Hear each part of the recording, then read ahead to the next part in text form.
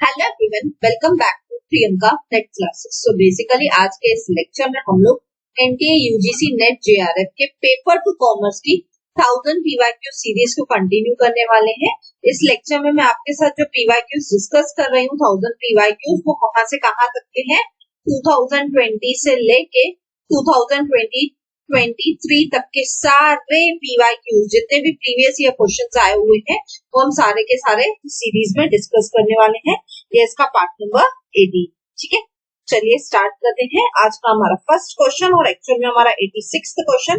अगर आप में से किसी ने फर्स्ट 85 क्वेश्चंस को मिस किया है तो पार्ट नंबर 1 to 17 जाके देख लीजिए, आपको वहां पे फर्स्ट 85 क्वेश्चंस मिल जाएंगे। ठीक है, और कहाँ से मिलेंगे ये पार्ट्स आपको डिस्क्रिप्शन में मैं 1000 पीवाईक्यूज की प्लेलिस्ट का लिंक दे दूंगी, आप चाहिए वहां से जाके जरूर से फर्स्ट 85 क्वेश्चंस को कवर कीजिए।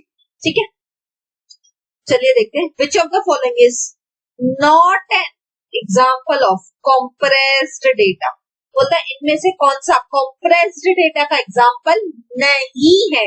हमसे क्या पूछा है, हमसे नॉट पूछा है। हाँ, बहुत बार पेपर में आप सब स्टूडेंट्स मिस्टेक क्या करके आते हो, सबसे कॉमन मिस्टेक हमसे पूछता है नॉट, वो आप पढ़ते हो लेकिन पढ़ के भूल जाते हो, आप आंसर उसका उल्टा करके आ जाते हो क्योंकि आप नॉट ही भूल जाते हो। तो ऐसा आपको नहीं करना है, आपको याद रखना है। हमने पूछा कंप्रेस डेटा का कौन सा इनमें से एग्जाम्पल नहीं है। अब कंप्रेस डेटा का एग्जाम्पल नहीं है समझने से पहले हमें समझना पड़ेगा कंप्रेस डेटा क्या होता है। कंप्रेस डेटा वो टाइप का डेटा होता है जिसमें जो पूरा का पूरा डेटा है ना उसको एक स्ट्रक्चर्ड फॉर्मेट में एकदम एक आपस में ना क्लोज फॉर्मेट में रखा जाता है, क्लोज एंडेड फॉर्मेट में रखा जाता है, एकदम क्लोजली, एकदम टाइट, एकदम बहुत सारे डेटा को जब हम लोग लार्ज नंबर ऑफ डेटा होता है तो उसका हम साइज रिड्यूस करने के लिए क्या कर देते हैं, उस डेटा को कंप्रेस कर देते हैं। तो that is what we call it as compress data. ठीक है, तो ऑप्शन देख लेते हैं। डेटा अरे, फ्रीक्वेंसी डिस्ट्रीब्यूशन, हिस्टोग्राम की ओजी कर्व।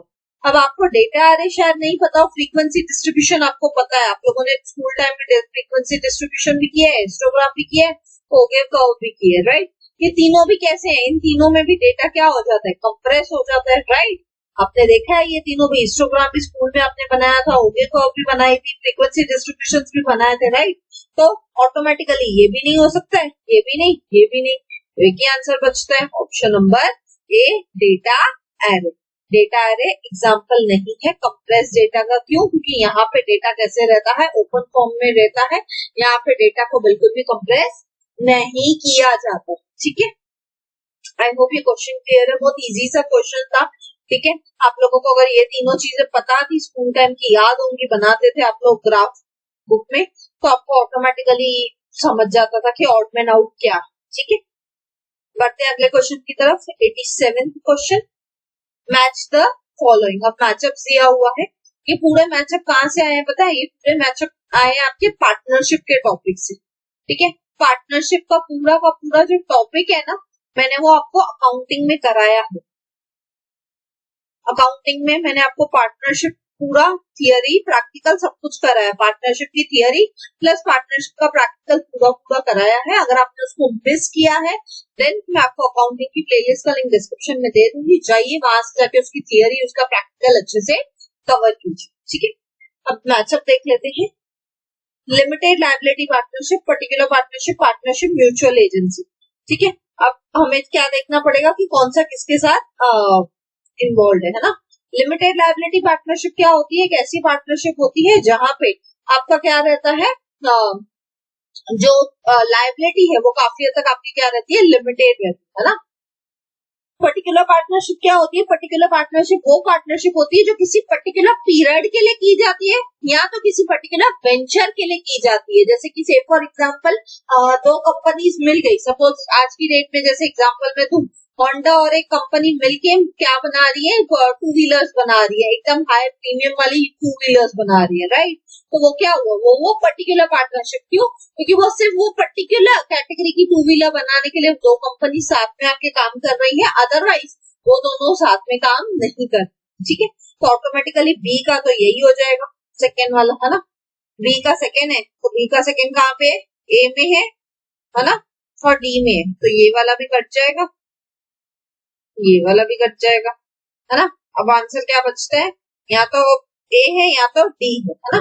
पार्टनरशिप क्या होती है, पार्टनरशिप इज बेसिकली जब दो लोग या दो से ज्यादा लोग मिलके कुछ काम करते हैं तो उसे हम पार्टनरशिप कहते हैं, राइट, है ना। तो यानी सी का भी 3 हो जाएगा, सी का 3 हो जाएगा, तो यानी मेरा राइट आंसर क्या हो जाएगा, मेरा राइट आंसर हो जाएगा ऑप्शन नंबर ए। ये यहाँ पे गलत मैंने मार्क कर दिया है, इसका राइट आंसर क्या है, इसका राइट आंसर है ऑप्शन नंबर ए। यहाँ पे गलती से बी को मार्क कर दिया है मैंने, सॉरी, बट इसका राइट आंसर क्या है, इसका राइट आंसर है ऑप्शन नंबर ए। कैसे, सोच के देखिए, पर्टिकुलर पार्टनरशिप मतलब जो पर्टिकुलर वेंचर के लिए होता है या पर्टिकुलर पीरियड के लिए होता है, यानी बी का तो 2 आएगा, बी का 2 आएगा तो यहाँ पे भी था, यहाँ पे भी था। फिर पार्टनरशिप क्या होता है, एसोसिएशन ऑफ 2 और मोर इंडिविजुअल्स, यानी सी का क्या आएगा, 3 आएगा, सी का 3 कहाँ पे, ए वाले ऑप्शन में, ऑटोमेटिक डी भी कट जाएगा, ठीक है।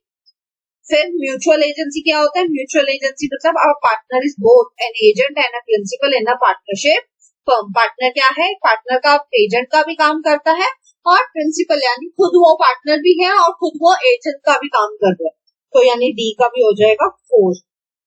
और लिमिटेड लायबिलिटी पार्टनरशिप क्या होता है, it can be form with a minimum of 2 individuals और body corporate through their nominees. Minimum 2 लोग चाहिए ताकि आप क्या कर सको, एक लिमिटेड लायबिलिटी पार्टनरशिप बना सको जिसमें पार्टनर्स की लायबिलिटी कैसी रहती है, लिमिटेड रहती है, यानी उनको जितना पे करना था बस वो उतना ही करेंगे, अगर उसके बाद फॉर्म लॉस में जाता है, कुछ भी आता है तो वो अपने घर से पे करने वाले नहीं, ठीक है। सो इसका राइट आंसर है ऑप्शन नंबर ए, ठीक है।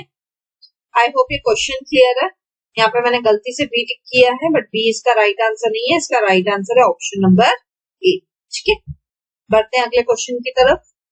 88th question, which of the following is not an implied condition in a contract of sale। अब ये क्वेश्चन कहाँ से पूछा गया है, sales of goods act, sales of goods act से क्वेश्चन पूछा गया है, यानी आपके बिजनेस लॉ से क्वेश्चन पूछा गया है ना। इससे क्वेश्चन पूछा गया है बिजनेस लॉ वाली यूनिट से, यूनिट नंबर 9 से। ट्रस्ट मी, यूनिट नंबर 9 से ना आपको हार्डली 5 से 6 क्वेश्चन पूछे जाते हैं, ज्यादा क्वेश्चन नहीं पूछे जाते हैं, वो भी बहुत ही बेसिक नेचर के क्वेश्चन पूछे जाते हैं। तो अगर आपने ना एसवाई में क्या किया होगा, बिजनेस लॉ पढ़ा होगा और आपको याद होगा तो आपको इजीली ये क्वेश्चन अटेम्प्ट करने को आ जाएंगे। नहीं भी तो ये 1000 PYQ सीरीज कर लेना आप लोग, तो उससे क्या हो जाएगा ना, बिजनेस लॉ से जो 5-6 क्वेश्चन पूछे जाते हैं ना, वो भी आप इतने सारे 1000 क्वेश्चन कर लोगे तो 1000 में आराम से 50 तो क्वेश्चन इसके ही हो जाएंगे, 50 तो क्वेश्चन इसके ही हो जाएंगे, राइट। तो उससे आपको इजीली सॉल्व करने में समझ में भी आ जाएंगे कॉन्सेप्ट्स, और आपको पता भी चल जाएगा जो टॉपिक्स रिपीटेडली पूछे जाते हैं उन्हीं से फिर से पूछे जाएंगे, तो आपका काम बन जाएगा। आपको सेपरेटली फिलहाल लॉ पढ़ने की जरूरत नहीं पड़ेगी, अगर आपने नहीं पढ़ा है तो, ठीक है। पढ़ा है तो बहुत अच्छी बात है। Which of the following is not an implied condition in a contract of sale। बोलता है किसी भी कॉन्ट्रैक्ट ऑफ सेल में क्या बोलता है, इम्प्लाइड कंडीशन नहीं है। इम्प्लाइड यानी अज्यूम, अभी जैसे से फॉर एग्जांपल आप मेरे से कुछ बाय करने आए हो, ठीक है, एक तरफ है बायर, ठीक है, दूसरी तरफ है सेलर, तो सीधी बात है बायर से आप बाय करोगे, सेलर को आप सेल करोगे, है ना। बायर क्या करेगा, बाय करेगा सेलर से, है ना। बायर क्या करेगा, बाय करेगा, गुड्स लेगा, गुड्स बाय करेगा सेलर से, है ना। और दूसरी तरफ सेलर क्या करेगा, बायर का काम ही क्या था, गुड्स बाय करना, वो तो उसने कर लिया। सेलर को क्या मिलना चाहिए, अब बायर ने गुड्स तो बाय कर लिए, अब सेलर को क्या मिलनी चाहिए, पेमेंट मिलनी चाहिए, है ना। सॉरी, सेलर को क्या मिलनी चाहिए, पेमेंट मिलनी चाहिए, है ना। तो ये क्या होती है, इम्प्लाइड होता है। इम्प्लाइड मतलब गिवन, कौन सी चीजें बोलता है, गिवन नहीं होती है कॉन्ट्रैक्ट ऑफ सेल में। देखते हैं ऑप्शन, समझ में आ जाएगा। कंडीशन एज टू क्वालिटी और फिटनेस, क्या बोलता है कि जब भी आप कॉन्ट्रैक्ट ऑफ सेल करते हो, कोई भी चीज को सेल करते हो, तो कंडीशन एज टू क्वालिटी, कोई चीज क्वालिटी की है या कोई चीज फिट है हमारे कंज्यूम करने के लिए, तो ये जरूरी नहीं है, ये तो जरूरी है, ये जरूरी है, तो ये तो ऑप्शन रॉन्ग हो जाएगा। क्यों कि ये तो इम्प्लाइड है, ये इम्प्लाइड है, हमसे इम्प्लाइड कौन सा नहीं है, वो पूछा है, नॉट पूछा है ना। नेक्स्ट देखते हैं कंडीशन एज टू मर्केंटेबल क्वालिटी। क्या बोलता है कि मर्केंटेबल यानी कि मर्चेंट जो है, जो सेलर है, उसको भी देखना है, ध्यान रखना है कि वो अपनी क्वालिटी को भी क्या रखे, एक अच्छी क्वालिटी को रखे। तो ये भी है ऑप्शन, यानी बी भी कट जाएगा, है ना। ये तो भी इम्प्लाइड है ना। हमसे इम्प्लाइड कौन सा नहीं है वो पूछे। कंडीशन एज टू होलसमनेस, ये भी इम्प्लाइड है, सीधी सी बात है कि आपके गुड्स की क्वालिटी कैसी होनी चाहिए, आपके गुड्स कैसे होने चाहिए, होलसम होने चाहिए। होलसम यानी कंप्लीट होने चाहिए। ऐसे नहीं कि मैंने सपोज आपसे 100 किलो का सामान लिया और आपने 100 के जगह पे मेरे को तो 90 किलो ही बेचा, ऐसे नहीं चल सकता है ना। कंप्लीट होना चाहिए ट्रू सेंस में। तो ये तीनों भी नहीं है तो ऑटोमेटिकली हमारा आंसर क्या बन जाएगा, ऑप्शन नंबर डी। ठीक है, सो इस क्वेश्चन का राइट आंसर क्या है, इस क्वेश्चन का राइट आंसर है ऑप्शन नंबर डी। ठीक है, condition as to free from encumbrances. Encumbrances क्या होते हैं, जैसे कि से फॉर एग्जांपल जब भी आप गुड्स की बात करते हो, बाइंग एंड सेलिंग के गुड्स की बात करते हो, सेल ऑफ कॉन्ट्रैक्ट